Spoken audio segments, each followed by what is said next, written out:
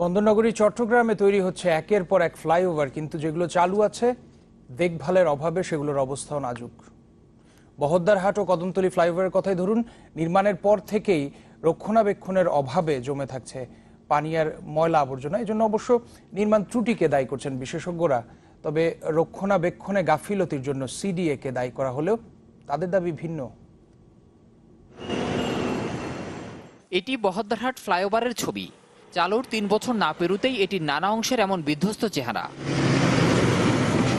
শুধু তাই নয়, নামার পথ নেই, তাই ফ্লাইওভারে জমে থাকছে পানি, সেই সাথে যত্রতত্র ময়লা আবর্জনার স্তূপ আর অধিকাংশ বিদ্যুতের বাতিও নষ্ট।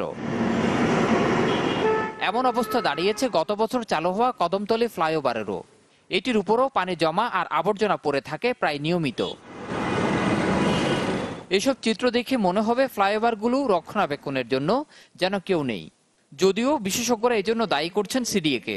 পাশাপাশি ফ্লাইওভারের উপর পানি নিষ্কাশন না হওয়ার জন্য এগুলো নির্মাণ ত্রুটিকে দায়ী করছেন তারা। ত্রুটি বলা চলে, একদম স্পষ্টভাবে বলবো এটা ফল্ট আছে।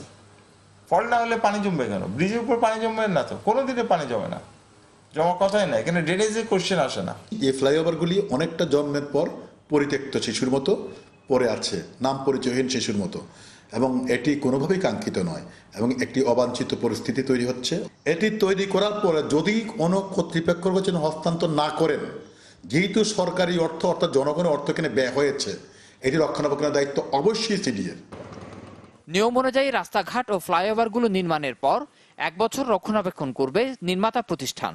এরপর তা সিটি কর্পোরেশনকে বুঝিয়ে দেওয়ার কথা।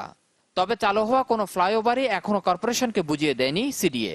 সেই সাথে নিজস্ব আইনেও এসব স্থাপনা রক্ষণাবেক্ষণ আর পরিচ্ছন্নতায় কাজ করার সুযোগ নেই সংস্থাটির। যেহেতু সিডিএর নিজস্ব কোনো ফান্ড নেই মেনটেন্যান্স করার জন্য, সরকারের কাছ থেকে কোনো অনুমতি নেই মেনটেন্যান্স করার জন্য, সুতরাং মেনটেন্যান্স সিডিএ করতে পারে না।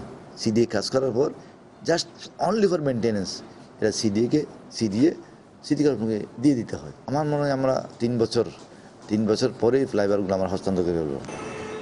সংশ্লিষ্টদের আশঙ্কা, যথাযথ রক্ষণাবেক্ষণ না হলে এসব স্থাপনার আয়ুষ্কাল কমার পাশাপাশি স্বাচ্ছন্দ্যে নগরবাসীর ব্যবহারও বাধাগ্রস্ত হবে। জামশেদুল করিম, চ্যানেল 24, চট্টগ্রাম।